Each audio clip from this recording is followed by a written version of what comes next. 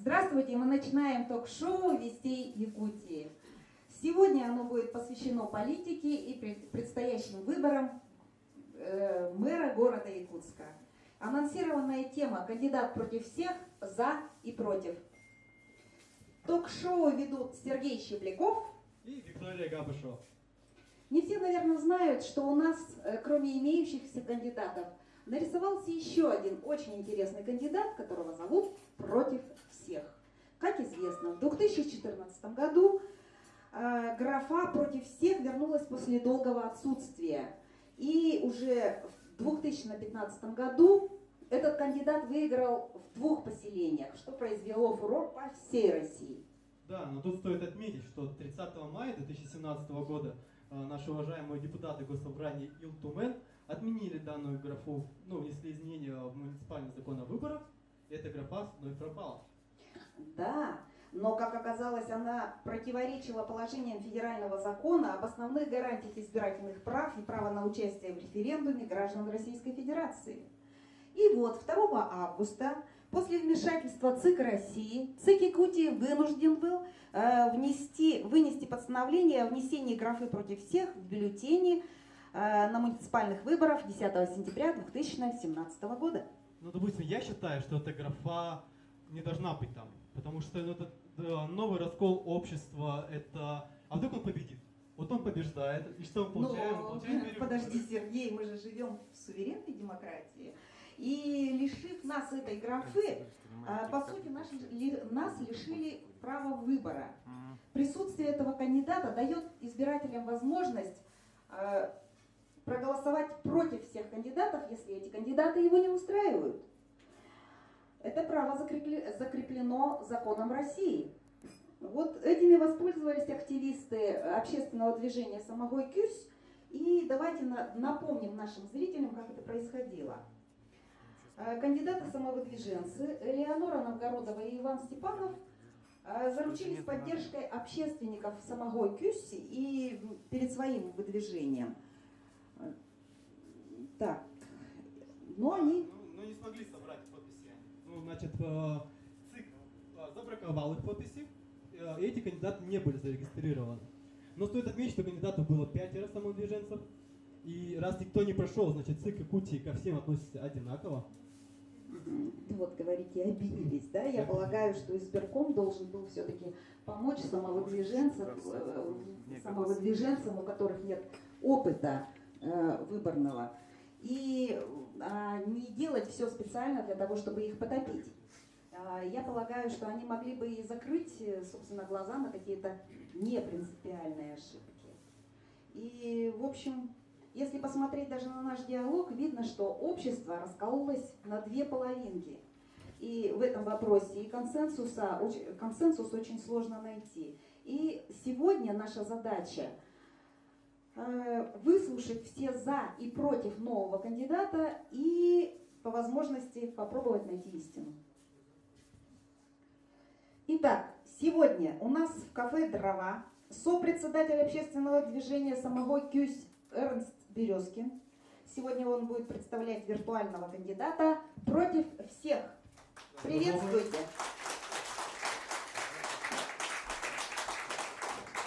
Давайте поприветствуем кандидата на должность главы города Якутска Дениса Васильева, депутата Якутской городской думы 3-го созыва, заведующего кафедрой трудового права и основ профсоюзного движения ЯИП.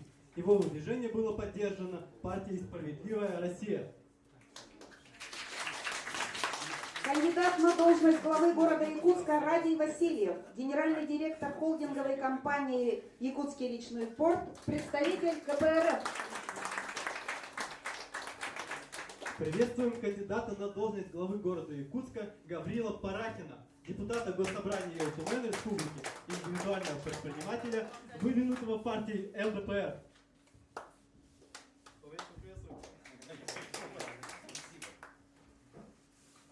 Также сегодня у нас присутствуют наши эксперты. Это Виктор Яковлев, адвокат, юрист по избирательному праву. Приветствуем. И Виталий Обедин, зам главного редактора еженедельника «Якутск вечерний». Аламжи Будаев, журналист городской газеты «Эхо столицы». как у нас программа демократическая, предлагаем нашим героям выбрать очередность выступлений. Пожалуйста, вытяните бумажки. Сейчас вам представят бумажки. Выберите с номерами своих выступлений. Давайте. Ага. Вот перетасовываем бумажки. Сейчас дадим их кандидатам и узнаем очередность.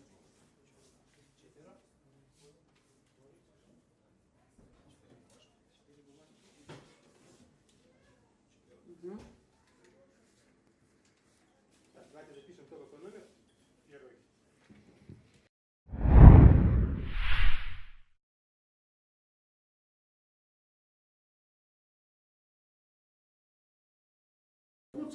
И коррупция, и земельные вопросы, все это могли решить, став мэром города Якутска, победив в конкурентных выборах. А вы не выдвинулись. Ну это вопрос, ответить можно? Нет, это, наверное, реплика. Потому что сейчас мы все равно дадим вам слово, поскольку наше шоу было бы неполноценным, если бы в нем не было дебатов. И давайте каждый кандидат может задать вопрос другим кандидатам или одному из кандидатов. И согласно очередности, которую вы, в общем, тогда вот сами выбрали, да. Так что, Эрнст Борисович, да, вам слово.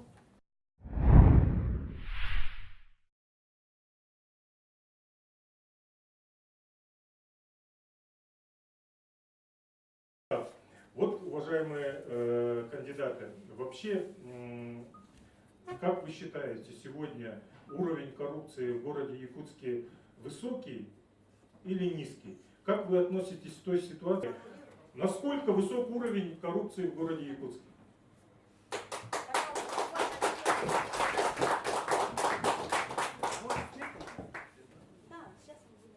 Ну, то, что сказал Иван Борисович, уровень коррупции очень высокий. На самом деле, моя личная позиция, что в этой ситуации, которая сегодня складывается вокруг администрации города, самым правильным поступком было, конечно, это сложение добровольных полномочий руководителя.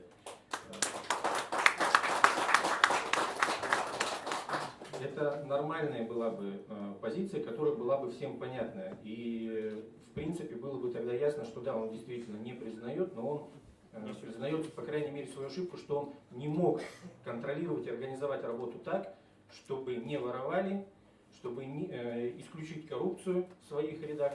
Поэтому моя позиция, конечно, это очень плохо. Самое главное, конечно, в этой ситуации не то, что он не ушел, еще что-то. Самое главное в том, что все вот эти скандалы, в том числе мелкие, которые даже, может быть, не доходят до уголовных дел, а просто скандалы, которые на уровне СМИ поднимаются и заминаются.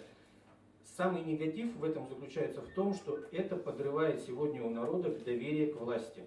И любой следующий кандидат, который придет за ним или даже сегодня на выборах идет, он уже на 30% за собой чувствует недоверие. И вот с этим недоверием нам еще тяжелее бороться и убедить, что все-таки мы против этой коррупции. Вообще вопрос очень интересный. Вопрос вроде бы адресовывается Арсену Сергеевичу, но почему-то задается нам, и мы должны отвечать на этот вопрос. Но все-таки, отвечая на вопрос об уровне коррупции, хотелось бы сказать, Эрнст Борисович, а назовите сферу, отрасль, муниципалитет, район в Российской Федерации, где бы уровень коррупции был бы нулевой, где бы она отсутствовала напрочь. В Российской Федерации, на мой взгляд, такого просто нет. Есть много городов. Вот Петропавловск-Камчатский был. Замечательный Подождите, город. я не Никто закончил ворует. еще. Все довольны мэром. Вот вам пример. Одну секундочку, я не закончил. Я это говорю к тому, что здесь нужно что-то делать, а не говорить «все плохие, а я весь в белом фраке». То есть Нужно попросить идти меньше воровать. и менять ситуацию. Нужно с коррупцией бороться, а не призывать голосовать против всех. Нужно с ней бороться. Самый главный вывод. Все, давайте. Так вот, уровень коррупции в городе Якутске у нас такой же, как и везде. Рыба гниет с головы. Менять надо сверху начинать. И здесь я вам что хочу сказать, что у нас порочная система. Есть механизмы борьбы с коррупцией, опробированные веками, тысячелетиями. Коррупция, первое, боится открытости. Нужна свобода средств массовой информации. Это первое, что должно быть. Независимые СМИ, независимые телеканалы. Ну, я не просто так начал говорить про что там в парламенте происходит, да, и сегодня очевидный факт, почему так происходит, потому что из года в год, начиная еще с коммунистических времен, да, партия власти поменяла название, коммунистическая теперь в Единую Россию, она все развивала и развивала коррупцию. Руководители всех, последние руководители всех главы, которые у нас были, и не только главы по районам, но и глава города, они принадлежали партии власти, которая эту коррупцию развивает.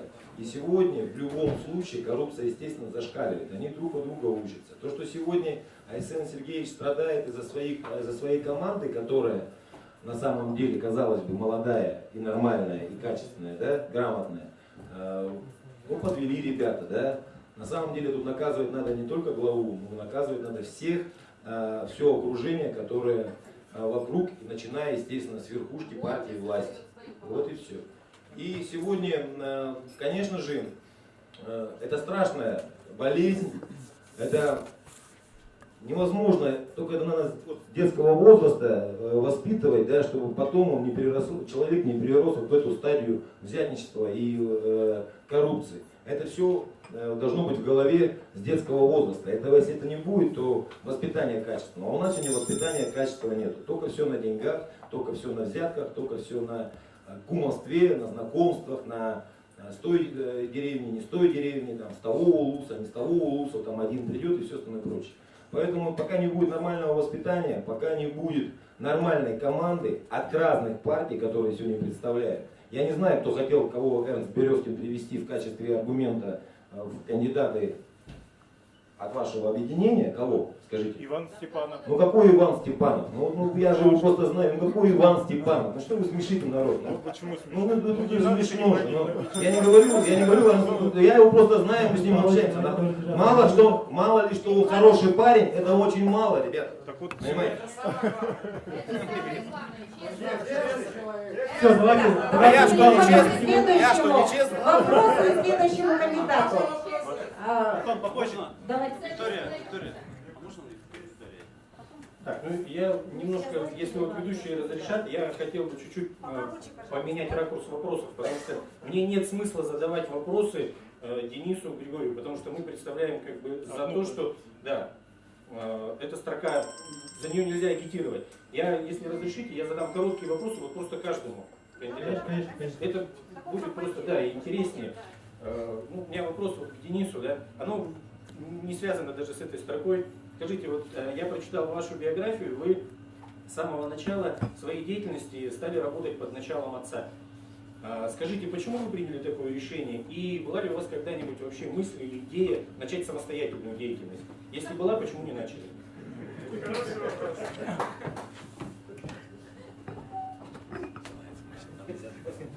Очень хороший вопрос. Ну, на самом деле, я хочу сказать, что я горжусь тем, что я происхожу из династии учителей. У меня дед был учителем, у меня отец учитель, и я сам учитель в третьем поколении. У меня мама начинала свою трудовую деятельность в вечерней школе простым учителем. То есть я происхожу из династии учителей. Я закончил институт, и я приступил к работе в Якутском экономико-правовом институте, да, в котором руководителем является мой отец Васильев Андрей Васильевич.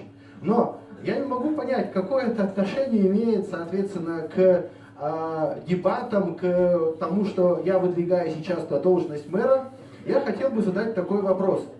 Если этот вопрос как-то связан с моей некомпетентностью, тут присутствуют мои студенты, мои выпускники, в том числе и представители, соответственно, других кандидатов. Кто-нибудь разве может сказать, что я являюсь, например, плохим педагогом, что я плохо выполняю свою работу? Это первое. И самое главное, я горжусь своим отцом. Я горжусь своим отцом, я хочу превзойти его, я хочу сделать что-то для нашего города. А я уже давным-давно живу своей самостоятельной жизнью, и мое решение баллотироваться сначала в Илтумен, потом в Якутскую городскую думу, это, соответственно, мои решения.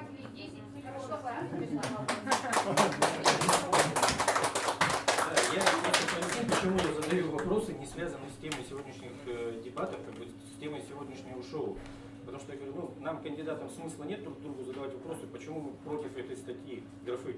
Мы и так против нее. Я задаю такие вопросы, чтобы вот присутствующий в зале просто человек раскрылся как вот, с другой стороны, не как кандидат, чтобы вы узнали, почему. Меня вот интересует этот вопрос, почему. Я задал, мне интересно. Я думаю, что это... Да. Вопрос говорил, вот насколько я знаю, позиция партии ЛДПР в том, чтобы упразднить в составе субъектов Российской Федерации национальные республики и перейти потом, обратно вернуться к губерниям. Вот сегодня у меня тогда возник такой вопрос. А как вы вот совмещаете тогда свое решение выдвинуться на должность главы города, который является столицей субъекта национального в Российской Федерации?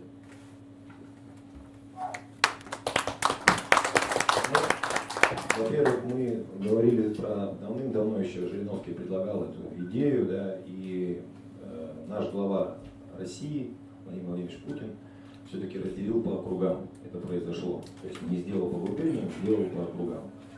То, что Ельцин сделал, а не Путин. Это сделал не Ельцин. И вот понимаете, иногда Жириновский на выступлениях там бросает что-то вот таких людей, которые с места говорят. Понимаете, когда ему дашь слово, там, непонятно, что говорит, пожалуйста, помолчите. Давайте про другой микрофон не будем бросать.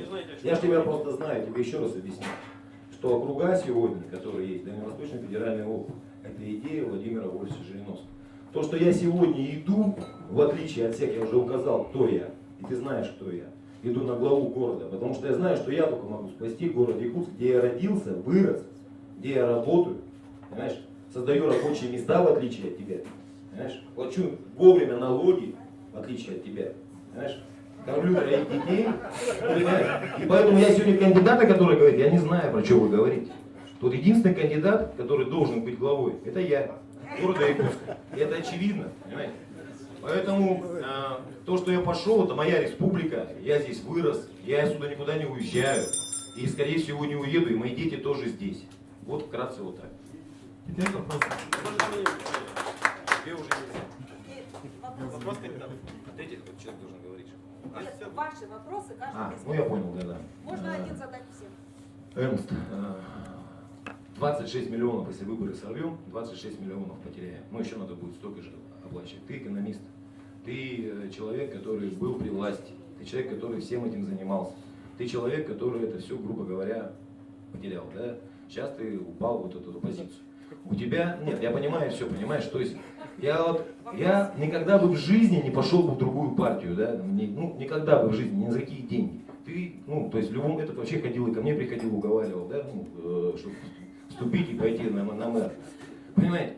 Для чего тебе вот это надо, этот момент? Неужели ты во мне не видишь? Я понимаю, может, ты в других мне тоже ты не видишь действующего мэра, да? Сейчас вопрос. Что? Регламент. Регламент.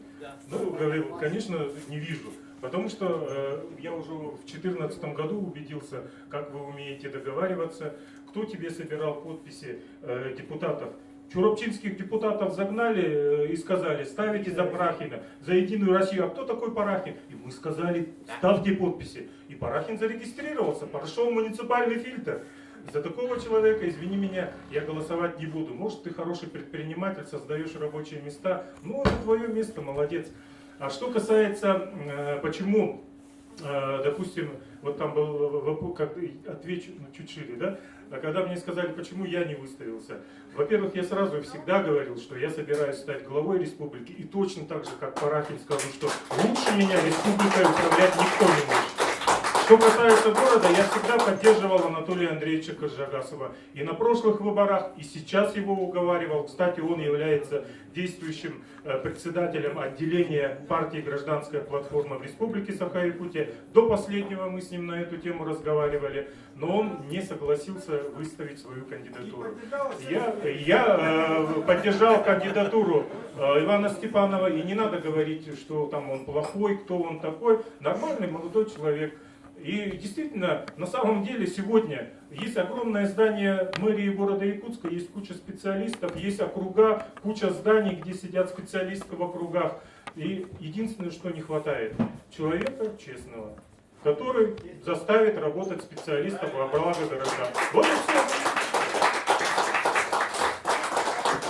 все. Просто про подписи. Тезка мой Гаврил Чурачи приехал за 2 месяца и сказал, что чем могу помочь. Вот и весь ответ на Чурапчук, кто за меня подал подписи. Я тебе серьезно говорю, что... Ладно, не смеши людей. Ну я тебе серьезно говорю, так вот получилось. Мы всеми усилиями, всеми административными пытались от своей, то, что у нас есть, так решить. Я отвечаю на вопрос, на то, что он говорит.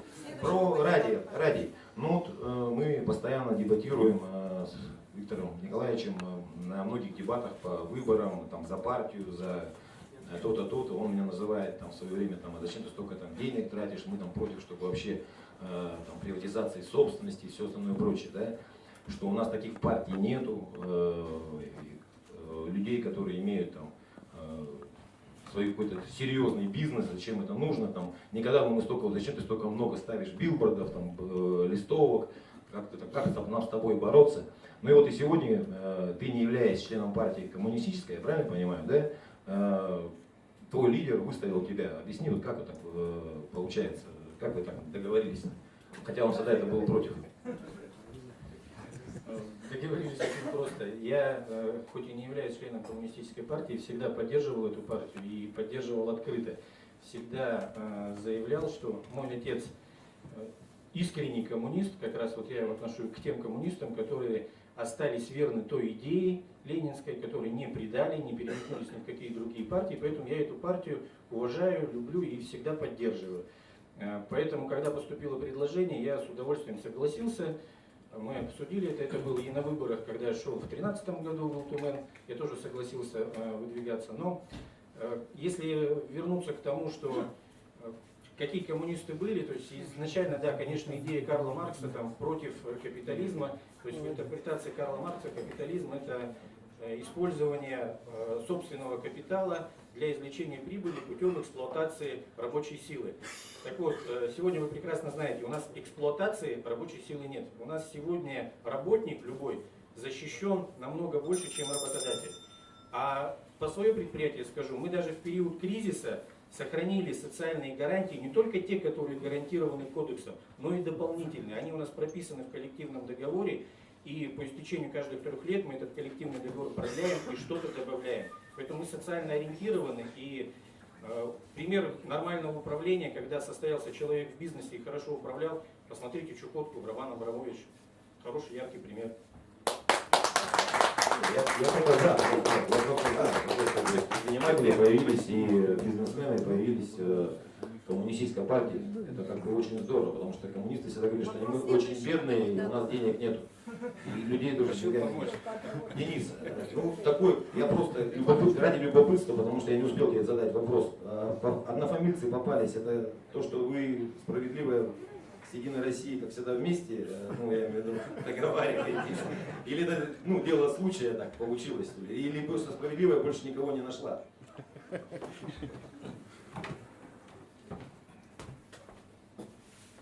Очень обидные, знаете ли, слова. Больше никого не нашла. Помнится, мы с вами тягались по одномандатному округу центральному. И помнится, я вас даже победил. Было? Я, конечно, очень вас уважаю, но просто хотелось бы так напомнить. Ну, есть такая присказка. В Якутии не иметь фамилию Васильев, значит не иметь никакую фамилию. Мы просто однофамильцы, даже не братья. Спасибо большое. Получается, что у нас задан еще один вопрос, еще одному кандидату, который олицетворяет у нас против всех. Да, я вот хотел Эрнсту Борисовичу задать вопрос. Вот, сегодня он представляет движение, которое поддерживает кандидатуру против всех. Основание возглавить, как бы это олицетворять, скажем, не возглавить, а олицетворять сегодня это движение связано с тем, что ни один из самовыдвиженцев, в том числе, который был выдвинут вашим общественным объединением, не прошел. Но у меня вот тогда, и, соответственно, вы говорите, что единственный, вот сейчас Иван Борисович сказал, что единственный достойный, честный – это ваш кандидат, а от партии это все сговор. У меня тогда напросился вот вопрос, а когда вы выдвигались от зарегистрированного партийного объединения, почему вы считаете, самый народный это только из народа, а вы пошли от партии? Вы тоже были в сговоре?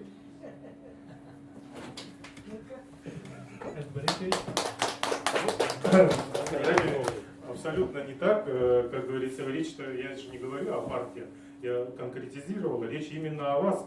Ну вот сейчас Васильев Денис выступил по поводу, на мой вопрос ответил, что у нас коррупция нормальная, все в норме, отлично в городе. Уже понятно, что человек состоит в сговоре с действующей властью, с кандидатом и не собирается бороться, все понятно. Ну, Гаврил Павлович тоже примерно такой же позиции. Кстати, вот Радий Вениаминович своим ответом меня порадовал. Уже даже чуть ли не захотелось за вас проголосовать. И просто ситуация такая, вы поймите, вот еще раз я объяснял нашу позицию самого КЮС. Самого КЮС создалась не вчера, не ради выборов мэра. Мы начали работать после Нового года. Мы ставили перед властью разные вопросы. Ставили вопросы, почему у нас недровые богатства не работает на благо народа. Давайте разберемся с ситуацией с продажей активов, разворовыванием. Почему у нас не соблюдаются жилищные права населения. Давайте разберемся с целевым фондом будущих поколений. Это, кстати, вот Виктору Николаевичу Губареву говорю, в адресе Утумена 3 месяца назад направили письмо с просьбой создать комиссию. Ни ответа, ни привета. Вообще никто не реагирует. Вы поймите, вот мы, граждане, хотя я, конечно, и участвовал, был и министром финансов, все меня попрекают, говорят, он был министром финансов, но уже, наверное, забыли, что уже прошло 13 или даже 14 лет, как я не министр финансов. Вот, но все равно все помнят, уже хорошо, значит, хорошо работал. Вот. Но на самом деле, действительно, власть не реагирует. Ничто. И, к сожалению, вот те партии, Радий Вениаминович, которых и вы олицетворяете, не отвечает и не реагирует на просьбы народа. Была бы нормальная реакция. Сели, создали комиссию, сели, дискуссию открытую провели. Даже бы просто, вот Виктор Николаевич, пользуясь своей властью, вызвал бы НВК Саха, который получает миллиард рублей с госбюджета, и сказал бы, почему Иванов Дмитрий Дмитриевич, председатель Самого КЮС, не может выйти на эфир НВК Саха, который мы платим, и я в том числе плачу налоги в местный республиканский бюджет. Почему от Самого КЮС никто не может прийти и выступить и высказать свое мнение? Была бы такая дискуссия, сегодня бы не было бы такого разговора.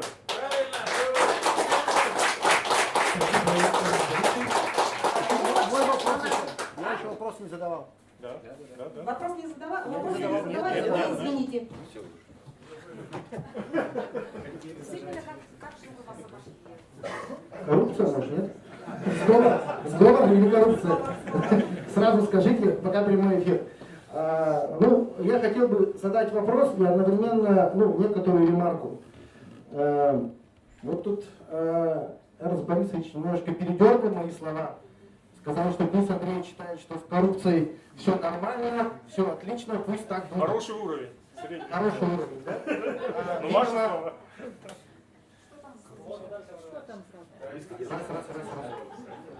Просто хотелось бы напомнить, что Эрнст Борисович был у нас заместитель председателя правительства, министр финансов, депутат Илтумена. Видимо, тогда коррупции не было, только он ушел, началась. Это вот такая небольшая ремарка, да? На следующий день началась. И мы от этого страдаем, мы мучаемся, и фонд будущего поколения, и сироты, которым некуда деваться. На следующий день все началось, как только Эрнст Борисович ушел. Да?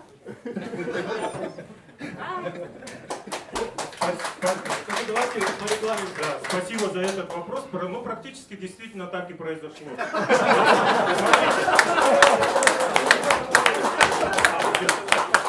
Я ушел в декабре октябре 2004 года государственный долг республики был практически нулевой. В государственной собственности оставались и пакеты акций, и Нижнеленского, Алмазов Анабара, и Якутуголь. Все было в государственной собственности. Нефтегазовая отрасль, мое детище, в котором я в 90-х годах работал вместе с замечательным человеком Болоновым Виктором Евгеньевичем. Все это было в государственной собственности. Я ушел, началась распродажа. Потому что меня ушли, я сидел безработным почти 3,5 года, только потому что я был против распродажи активов, чтобы дагестанцы забрали основу всей энергетики республики, Средневилюйское газоконденсатное месторождение. Единственный, кто против этого выступал, я в Вилтумене. Так что не надо говорить. Абсолютно правда.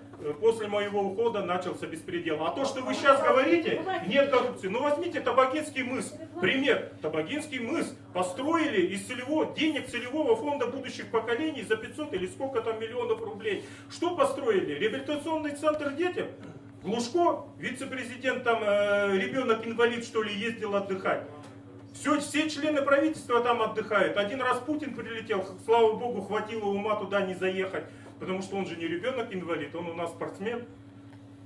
И самое интересное, вы сидите, молчите, вот вы сидите, молчите, мэрия молчит, мэр молчит об этом.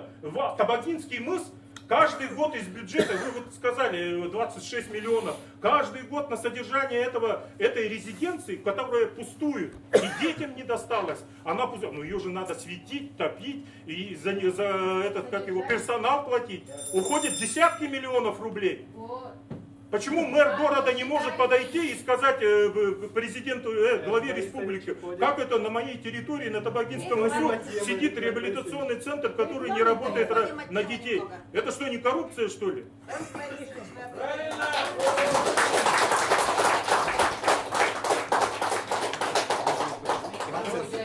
Радио Вениаминович. Уважаемый Радио Вениаминович, ну сначала небольшая ремарка. Вы попрекнули меня отцом, но при этом в своем ответе на вопрос Гаврила вы сказали, что вы пошли в коммунистическую партию по заветам отца, ссылаясь на него несколько раз. Ну, хотелось бы, конечно, задать вопрос, а когда вы станете самостоятельным? Ну ладно, это вопрос задали потом. Или это правило на вас не действует? Это не вопрос, а так, мысли вслух. Вопрос.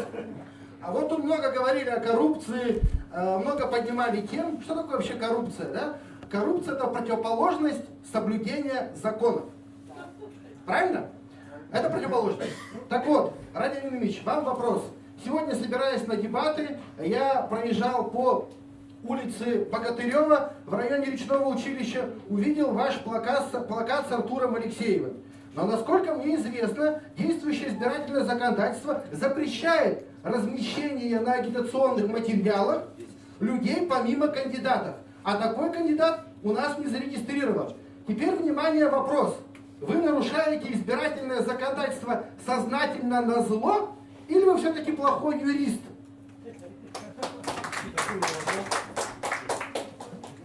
Нарушаем, буду сказать, так скажу, я нарушаю его не преднамеренно.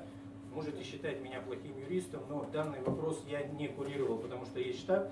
Я на самом деле еще занимаюсь производством и никуда не денемся. Сегодня август месяц на дворе, северный завоз, и никуда от него не убежать. Речной порт иногда работает даже круглосуточно. На самом деле жалоба уже поступила, назначена административная комиссия на понедельник, по-моему, 14 или 11 часов, точно не помню, меня пригласили. Если это будет являться нарушением, соответственно, я готов понести соответствующее наказание в рамках действующего законодательства. Если это не нарушение, значит тогда эти плакаты останутся. Если будет нарушение, значит они будут сняты и заменены на другие. Хорошо? Ну и вопрос уважаемому давнему оппоненту, которого очень давно уважаю как человека, но тем не менее мы все время с ним политические противники.